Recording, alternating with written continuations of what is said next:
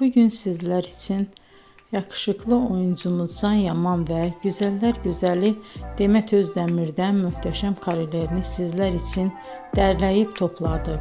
Can Yaman İnadına Aşk, Bay Yanlış, Dolunay, Erkenci Kuş dizi gibi dizilerde rol almış arkadaşlar ve herkes tarafından çok beğenilmişti. Biz de sizler için onların romantik karelerini derleyip topladık.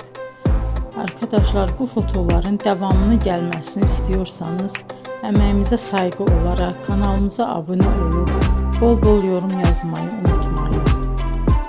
Arkadaşlar, bizi izleyen herkese teşekkür ederim. Bizden bu kadar.